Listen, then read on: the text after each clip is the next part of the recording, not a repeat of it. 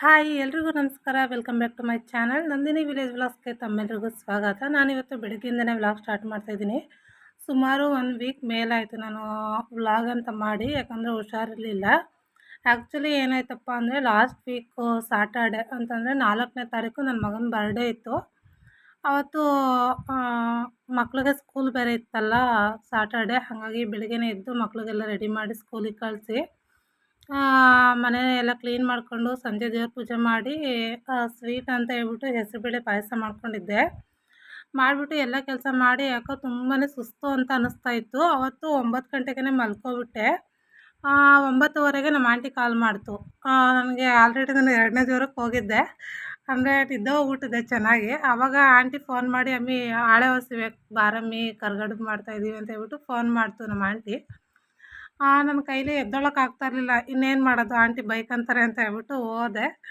ಹೋಗಿ ಅವತ್ತು 12 ಗಂಟೆ ಆಯಿತು. ಕರ್ಗಡಬೆಲ್ಲ ಎಲೆ ಹೊಸ್ತು ಮುಚ್ಚಿಬಿಟ್ಟು ಅವೆಲ್ಲ ಆಂಟಿ ತೇಲಿಸ್ತಾ ಇತ್ತು.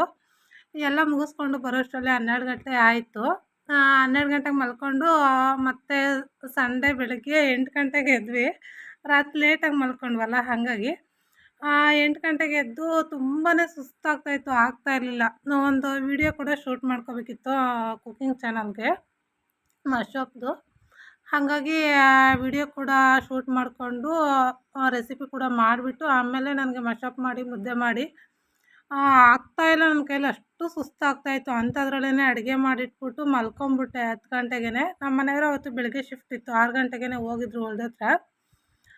ಅವ್ರು ಬರೋ ಅಷ್ಟರಲ್ಲಿ ನಾನು ಅಡುಗೆ ಮಾಡಿಟ್ಬಿಟ್ಟು ಮಲ್ಕೊಂಬಿಟ್ಟಿದ್ದೆ. ನಮ್ಮ ಮನೆಯವ್ರು ಬಂದು ಹೊಲ್ದಾಗಿಂದ ಊಟ ಮಾಡಿ ಮತ್ತೆ ಹೊಲ್ದ ಹತ್ರಕ್ಕೆ ಹೋದರು. ನಾ ಯಾಕೋ ಮಲ್ಕೊಂಡವಳೆ ಬಿಡು ಅಂದ್ಕೊಂಡು ಅವ್ರ ಪಾಡಿಗೆ ಅವ್ರು ಹೊಲ್ದ ಹತ್ರಕ್ಕೆ ಹೋದ್ರೆ, ಇನ್ನು ಮಕ್ಕಳು "ಅಮ್ಮ ಎದ್ದೇಳಮ್ಮ ಊಟ ಮಾಡು" ಅಂತ ಎಬ್ಸ್ತಾಯಿದ್ರು. ಬಟ್ ನನಗೆ ಎದ್ದೇಳೋದಕ್ಕೆ ಆಗ್ತಾ ಇರಲಿಲ್ಲ, ತುಂಬಾ ಸುಸ್ತಾಗ್ತಾಯಿತ್ತು, ಮಲ್ಕೊಂಬಿಟ್ಟೆ. ಅವತ್ತು ಇಡೀ ದಿನ ಸಂಡೇ ಪೂರ್ತಿ ನಾನು ಊಟನೇ ಮಾಡಲಿಲ್ಲ. ಜ್ವರ ಚಳಿ ಸಿಕ್ಕಾಪಟ್ಟೆ ಹೊಡಿತಾ ಇತ್ತು. ನಮ್ಮ ಮನೆಯವರು ಮತ್ತೆ ಸಂಜೆ ಬಂದರು. ಸಂಜೆ ಇನ್ನೆಲ್ಲೇ ಹಾಸ್ಪಿಟ್ಲಿಗೆ ಹೋಗೋದಕ್ಕಾಗಲ್ಲ ಅಂತ ಹೇಳ್ಬಿಟ್ಟು ಮತ್ತೆ ಅವತ್ತು ರಾತ್ರಿನೂ ಊಟ ಮಾಡಲಿಲ್ಲ. ಮತ್ತು ಸೋಮವಾರ ಬೆಳಗ್ಗೆ ಎದ್ದು ಹಾಸ್ಪಿಟ್ಲಿಗೆ ಹೋದ್ವಿ. ತುಂಬಾ ಸುಸ್ತಾಗಿತ್ತು. ಅವತ್ತು ಭಾನುವಾರ ನೈಟ್ ಒಂದು ಸರಿ ವಾಮಿಟ್ ಕೂಡ ಆಯಿತು. ಸೋಮವಾರ ಬೆಳಗ್ಗೆ ಹಾಸ್ಪಿಟ್ಲಿಗೆ ಹೋದ್ವಿ. ಅಲ್ಲಿ ಹೋದರೆ ಡಾಕ್ಟ್ರು ಚೆಕಪ್ ಎಲ್ಲ ಮಾಡಿಸಿ ಬ್ಲಡ್ ಟೆಸ್ಟ್ಗೆಲ್ಲ ಬರ್ಕೊಟ್ರು. ಎಲ್ಲ ಮಾಡಿಸ್ಕೊಂಡು ಬಂದ್ವಿ. ಸ್ವಲ್ಪ ಇನ್ಫೆಕ್ಷನ್ ಇದೆ ಅಂತಂದರು. ನನಗೆ ಫುಡ್ ಇನ್ಫೆಕ್ಷನ್ ಆಗಿದೆ ಅಂತಂದರೆ ನನಗೆ ನಂಬೋದಕ್ಕೆ ಆಗಲ್ಲ. ಯಾಕಂದರೆ ನಾನು ಹೊರಗಡೆ ಎಲ್ಲೂ ಊಟ ಮಾಡೋದೇ ಇಲ್ಲ. ನಾನು ಮನೇಲಿ ಮಾತ್ರ, ನಾವು ಔಟ್ಸೈಡ್ ಹೋದ್ರೂ ಕೂಡ ಎಲ್ಲೂ ಊಟ ಮಾಡಲ್ಲ ನಾವು. ಮನೆಯಲ್ಲೇ ಊಟ ಮಾಡ್ತೀವಿ. ಇದು ಹೆಂಗಪ್ಪ ಇನ್ಫೆಕ್ಷನ್ ಆಯಿತು ಅಂತ ಹೇಳಿ ಇನ್ನೇನು ಮಾಡೋದಕ್ಕಾಗಲ್ಲ, ಡಾಕ್ಟ್ರ್ ಹೇಳ್ತಾರೆ ಕೇಳಲೇಬೇಕಲ್ಲ ಅಂತ ಹೇಳಿ ಮತ್ತೆ ಅಡ್ಮಿಟ್ ಆಗಿ ಅಂತಂದರು. ಇವಾಗ ಅಡ್ಮಿಟ್ ಆಗಿ ನೋಡೋಣ, ಬಾಟ್ಲ್ ಹಾಕ್ತೀವಿ, ನೋಡಿಕೊಂಡು ಸಂಜೆ ಯಾವುದು ಹೇಳ್ತೀವಿ, ರಿಪೋರ್ಟ್ ಎಲ್ಲ ಬರಲಿ ಅಂತಂದರು. ಸರಿ ಅಂತ ಹೇಳಿ ಅಡ್ಮಿಟ್ ಆದ್ವಿ. ಒಂದು ಬಾಟ್ಲ್ ಹಾಕಿ ಒಂದು ಇಂಜೆಕ್ಷನ್ ಕೂಡ ಹಾಕಿದ್ರು. ಸ್ವಲ್ಪ ಪಿಕಪ್ ಆದೆ. ಮತ್ತು ಹೋಗಿ ರಿಪೋರ್ಟ್ ಎಲ್ಲ ತೊಗೊಂಡು ಡಾಕ್ಟ್ರಿಗೆ ತೋರ್ಸೋದಕ್ಕೆ, ಇಲ್ಲ ಸ್ವಲ್ಪ ಇನ್ಫೆಕ್ಷನ್ ಇದೆ, ಇವತ್ತು ಇಲ್ಲೇ ಇರಿ, ಅಡ್ಮಿಟ್ ಆಗಿದ್ದೀರಾ ಇಲ್ಲೇ ಇರಿ, ನಾಳೆ ಬೆಳಗ್ಗೆ ನೋಡ್ಕೊಂಡು ಹೋಗಿರಂತೆ ಮನೆಗೆ ಅಂದರು. ಇಲ್ಲ ನನಗೆ ಹಾಸ್ಪಿಟ್ಲಲ್ಲಿ ಇದ್ರೆ ಆಗಲ್ಲ, ಮಕ್ಕಳು ಬೇರೆ ಇದ್ದಾರೆ ಅಂತ ಹೇಳ್ಬಿಟ್ಟು ನಾವು ಇಲ್ಲ ಮನೆಗೆ ಹೋಗ್ತೀವಿ ಅಂತ ಅಂದಿದ್ದಕ್ಕೆ ಸರಿ ಅಂತ ಹೇಳಿ ಇನ್ನೊಂದು ಇಂಜೆಕ್ಷನ್ ಹಾಕ್ಬಿಟ್ಟು ಕೈಗೆ ಸೂಜಿ ಹಾಕಿ, ಅದು ತೆಗೆಯೋದು ಬೇಡ, ಅದು ಹಂಗೆ ಇರಲಿ, ಮತ್ತು ಬೆಳಗ್ಗೆ ಸಂಜೆ ಇಂಜೆಕ್ಷನ್ ಹಾಕಬೇಕು ಅಂತ ಹೇಳಿ ಕಳಿಸಿದ್ರು. ಮನೆಗೆ ಬಂದ್ವಿ. ಮತ್ತು ಸೋಮವಾರ ಸಂಜೆ ಬಂದ್ವಿ. ಅವತ್ತು ಮಳ್ಳೆ ಮಗ್ಗು ಕೂಡ ಬಿಡಿಸೋದಕ್ಕಾಗಲಿಲ್ಲ. ಒಂದು ಅರ್ಧ ಕೆಜಿ ಮೊಗ್ಗು ಪೂರ್ತಿ ಎಲ್ಲ ಅಳ್ಳೋಗ್ಬಿಟ್ಟಿದ್ವು. 2 ದಿನ ಮೊಗ್ಗು ಬಿಡಿಸ್ಲೇ ಇಲ್ಲ. ಸೋಮವಾರ ಮತ್ತು ಮಂಗಳವಾರ ಪೂರ್ತಿ ಎಲ್ಲ ಅಳ್ಳೋಗ್ಬಿಟ್ಟಿದ್ವು. ನೋಡಿ ಹೊಟ್ಟೆ ಉರಿದೋಯ್ತು. ಯಾವಾಗಲೂ ಬೆಳಗ್ಗೆಯಿಂದ ಸಂಜೆ ಗಂಟ ಮನೆ ಕೆಲಸ ಅಂತ ಬಡ್ಕೊತಾ ಇರ್ತೀನಿ. ಹಿಂಗೊಂದು ಸರಿ ಮಲ್ಕೊಂಡೆ ಅಂತಂದರೆ ಏನೂ ಮಾಡೋದಕ್ಕಾಗಲ್ಲ. ಈಗ ಹಿಂಗೆ ಒಬ್ಬಂಟಿಗರು ಕೆಲಸ ಹಿಂಗಿರುತ್ತೆ. ಸ್ವಲ್ಪ ಸೋಮವಾರ, ಮಂಗಳವಾರ, ಬುಧವಾರ, ಗುರುವಾರ 4 ದಿನ ಹಾಸ್ಪಿಟ್ಲಿಗೆ ಹೋಗಿ ಬಂದ್ವಿ. ಶುಕ್ರವಾರ ಇದು ಸೂಜಿ ತೆಗಿತೀವಿ ಅಂತ ಹೇಳಿದರು. ಹಂಗಾಗಿ ಹಾಸ್ಪಿಟ್ಲಿಗೆ ಹೋಗಬೇಕು ಅಂತ ಹೇಳ್ಬಿಟ್ಟು ಬೆಳಗ್ಗೆನೇ ಎದ್ದು ಒಂದೇ ಕೈಯಲ್ಲಿ ಕೆಲಸ ಮಾಡಬೇಕು. 2 ಕೈಯಲ್ಲೂ, ಒಂದು ಕೈಗೆ ಸೂಜಿ ಹಾಕೋರಲ್ಲ, ಅದು ಅಷ್ಟು ಕಂಫರ್ಟಬಲ್ ಇರೋದಿಲ್ಲ ಕೈ. ಅದು ಜಾಸ್ತಿ ವೆಯ್ಟ್ ಏನು ಎತ್ತೋದಕ್ಕಾಗಲ್ಲ. ಹಾಗಾಗಿ ಬಾಗಿಲೆಲ್ಲ ತೊಳೆದ್ಬಿಟ್ಟು ಹೊಸ್ಲು ಪೂಜೆ ಮತ್ತು ತುಳಸಿ ಪೂಜೆ ಎಲ್ಲ ಮುಗಿಸ್ಕೊಂಡು ಒಳಗೆ ಬಂದು ಟೀಗಿಟ್ಟಿದ್ದೆ. ರಾತ್ರಿನೇ ನಮ್ಮ ಮನೆಯವರು ತರಕಾರಿ ಎಲ್ಲ ಹಚ್ಚಿಟ್ಟಿದ್ರು. ಬಿಸಿಬೇಳೆಭಾತ್ ಮಾಡೋಣ ಅಂತ ಹೇಳ್ಬಿಟ್ಟು ಬಟಾಣಿ ಕೂಡ ಸ್ವಲ್ಪ ನೆನೆಸಿಟ್ಟಿದ್ರು.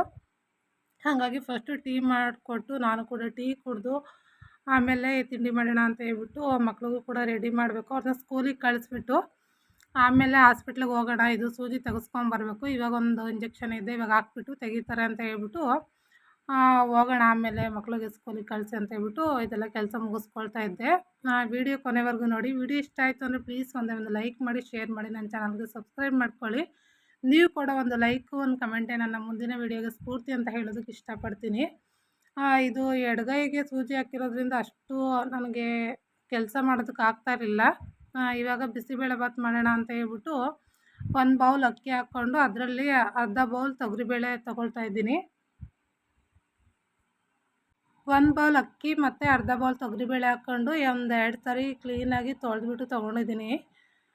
ಮತ್ತು ತೊಳೆದಿರೋ ಅಕ್ಕಿ ಮತ್ತು ಬೇಳೆ ಜೊತೆಗೆ ನಾನು ರಾತ್ರಿನೇ ಹಚ್ಚಿಟ್ಟಿದ್ರಲ್ಲ ತರಕಾರಿ ಬೀನ್ಸು ಮತ್ತು ಕ್ಯಾರೆಟು, ನವಿಲುಕೋಸು ಮತ್ತು ಒಂದು ಕ್ಯಾಪ್ಸಿಕಮ್ಮು ಎಲ್ಲ ಹಚ್ಬಿಟ್ಟು ಒಂದರಲ್ಲೇ ಹಾಕಿದ್ರು ನಮ್ಮ ಮನೆಯವರು. ಅವನ್ನೆಲ್ಲ ತೊಳೆದ್ಬಿಟ್ಟು ಹಾಕ್ಕೊಳ್ತಾ ಇದ್ದೀನಿ. ಬಟಾಣಿ ಕೂಡ ಇದಕ್ಕೆ ಹಾಕ್ಕೊಳ್ತೀನಿ ನಾನು. ಫಸ್ಟು ಅಕ್ಕಿ, ಬೇಳೆ ಮತ್ತು ತರಕಾರಿ, ಬಟಾಣಿ ಒಂದು ಸರಿ ಕುಕ್ಕರ್ಗೆ ಹಾಕ್ಬಿಟ್ಟು 2 ವಿಸಿಲ್ ಹಾಕ್ಸ್ಕೊಳ್ತೀನಿ. ಆಮೇಲೆ ಒಗ್ಗರಣೆಗೆ ಇಟ್ಕೊಳ್ತೀನಿ. ರೆಸಿಪಿ ಬೇಕು ಅಂದರೆ ಮತ್ತೆ ಇನ್ನೊಂದು ಸರಿ ನಾನು ಶೇರ್ ಮಾಡ್ತೀನಿ. ಇವಾಗ ರೆಸಿಪಿ ಶೇರ್ ಮಾಡೋಷ್ಟು ಪೇಷನ್ಸ್ ಕೂಡ ಇಲ್ಲ ನನಗೆ.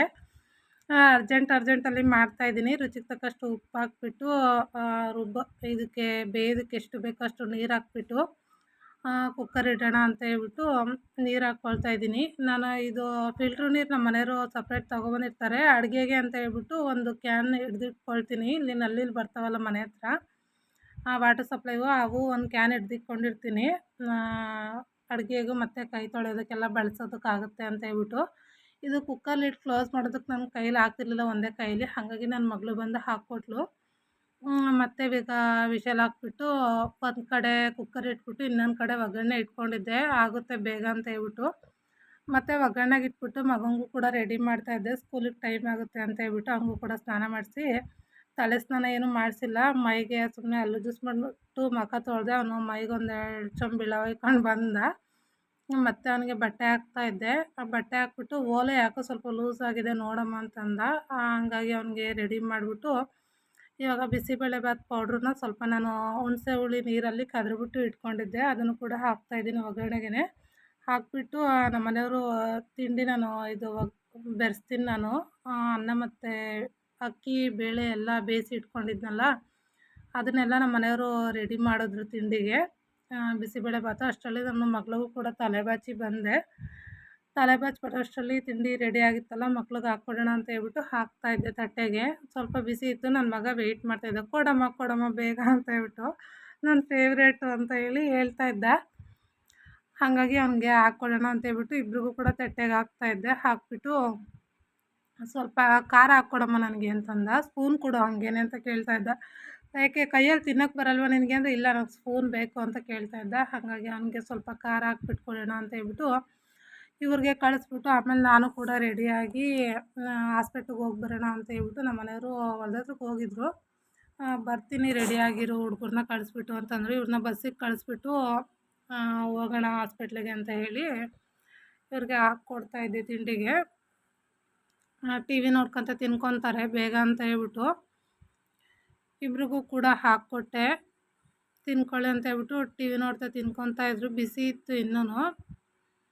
ಮತ್ತು ಅವ್ರನ್ನ ಸ್ಕೂಲಿಗೆ ಕಳಿಸ್ಬಿಟ್ಟು ನಾನು ಕೂಡ ರೆಡಿಯಾಗಿ ಇನ್ನೇನು ಸ್ನಾನ ಮಾಡೋದಕ್ಕಾಗಲ್ಲ ಸೂಜಿ ತೆಗಿಯೋವರೆಗೂ ಅಂತ ಹೇಳ್ಬಿಟ್ಟು ಸುಮ್ಮನೆ ಮುಖ ತೊಳ್ಕೊಂಡು ತಲೆ ಬಾಚ್ಕೊಂಡು ತಿಂಡಿ ತಿನ್ಕೊತಾ ಇದ್ದೆ. ಅಷ್ಟರಲ್ಲಿ ನಮ್ಮ ಮನೆಯವ್ರು ಕೂಡ ಬಂದರು. ಹಾಸ್ಪಿಟ್ಲಿಗೆ ಬಂದು ತೆಗ್ಸಿದ್ವಿ ಸೂಜಿನ. ನೋಡ್ತಾ ಇರ್ಬೋದು, ಅದು ಸ್ಟಿಕ್ಕರ್ ಯಾವ ಥರ ಬಿದ್ದಿದೆ ಅಂತ ಹೇಳ್ಬಿಟ್ಟು ಪ್ರಿಂಟು. 4 ದಿನ ಆಗಿತ್ತು ಸೂಜಿ ಹಾಕಿ ಕೈಗೆ. ತುಂಬಾ ನೋವ್ತಾ ಇತ್ತು ಕೈ. ಹಾಗಾಗಿ ಸೂಜಿ ತೆಗೆಸ್ಕೊಂಡು ಬಂದು ಮಗು ಬಿಡಿಸೋಣ ಅಂತ ಹೇಳ್ಬಿಟ್ಟು ಬಂದ್ವಿ. ನೆನ್ನೆ ನಮ್ಮ ಮನೆಯವ್ರು ಒಬ್ಬರೇ ಬಿಡಿಸಿದ್ರು, ನೆನ್ನೆನೂ ಬಂದಿರಲಿಲ್ಲ ನಾನು. ಹಾಗಾಗಿ ಇವತ್ತು ಬಿಡಿಸೋಣ ಅಂತ ಹೇಳ್ಬಿಟ್ಟು ಬಂದ್ವಿ. ಮಳೆ ಬರೋಂಗಾಗಿತ್ತು. ಮೇಲ್ಗಡೆ ಬೆಡ್ಶೀಟ್ ಬೇರೆ ಒಣಗಾಕಿದ್ದೆ. ಬೆಡ್ಶೀಟ್ ಅಂದರೆ ನನ್ನ ಮಗುನ ಹುಚ್ಚಬೇಕಂತಾನೆ, ಹಾಗಾಗಿ ಅವ್ನು ನಾವು ಡೈಲಿ ಒಣಗಾಕ್ಬೇಕು. ಹಾಗಾಗಿ ಅವನ್ನ ನಮ್ಮ ಮನೆಯವರು ಎತ್ಕೊಂಬರೋಗು ಅಂತ ಹೇಳಿದೆ. ನಮ್ಮ ಮನೆಯವ್ರಿಗೆ ಹೋಗಿದ್ರು, ಅವರು ಎತ್ಕೊಂಬರೋದಕ್ಕೆ ನಾನು ಬಿಡಿಸ್ತಾ ಇದ್ದೆ. ಇನ್ನೂ ಮಳ್ಳೆ ಮಗು ಒಂದು 500 ಗ್ರಾಮು 550 ಗ್ರಾಮ್ ಅಷ್ಟು ಸಿಗುತ್ತೆ. ಇವತ್ತು ಸ್ವಲ್ಪ ಕಡಿಮೆನೇ ಬಿಡಿಸ್ತಾ ಇದ್ದೆ ಎಲ್ಲನೂ. ನನ್ನ ಮಗಳಿದ್ರೆ ಅವಳು ಕೂಡ ಬಿಡಿಸ್ತಾಳೆ. ಒಬ್ಬಳೇ ಒಂದು 1/4 kg 300 ಗ್ರಾಮಷ್ಟು ಬಿಡಿಸ್ತಾಳೆ.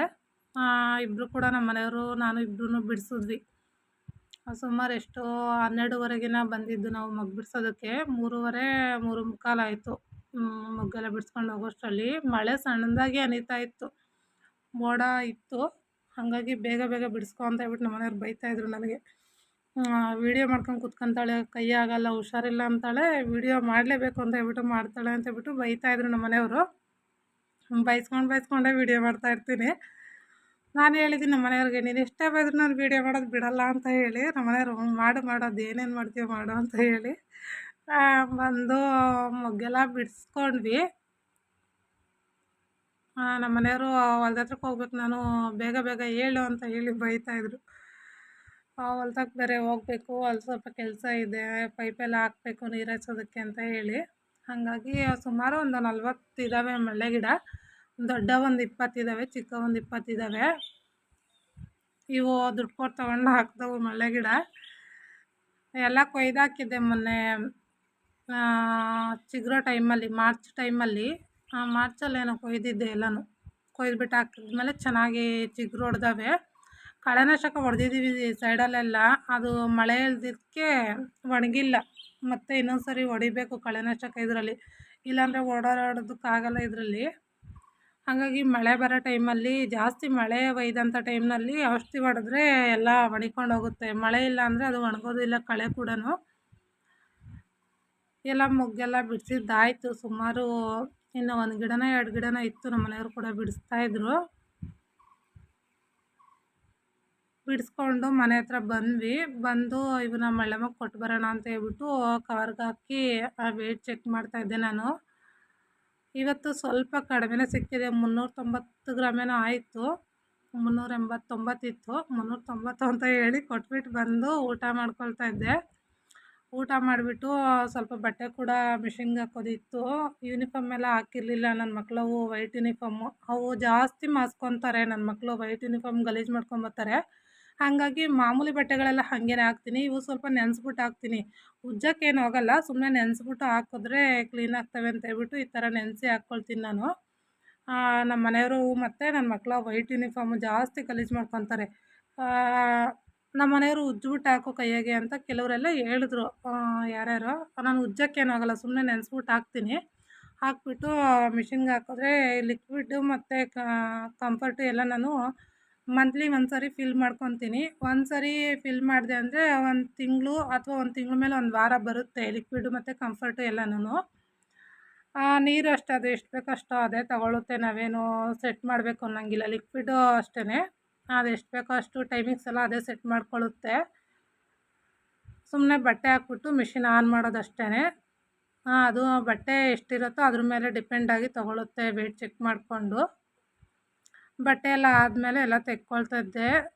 ಇವು ಮೊನ್ನೆ ದಿನ ಸ್ವಲ್ಪ ಹಾಕಿದ್ದೆ, ಇವತ್ತು ಇವೆಲ್ಲ ವೈಟ್ ಯೂನಿಫಾರ್ಮು ಮತ್ತು ನಮ್ಮ ಮನೆಯವ್ರವು ಎಲ್ಲ ಇವತ್ತು ಹಾಕಿದ್ದೆ. ಒಣಗಾಕೋಣ ಇಲ್ಲೇ ಒಳಗಡೆ ಅಂತ ಹೇಳ್ಬಿಟ್ಟು ಎಲ್ಲನೂ ತೆಕ್ಕೊಂಡೆ ಇವಾಗ. Thank you for watching.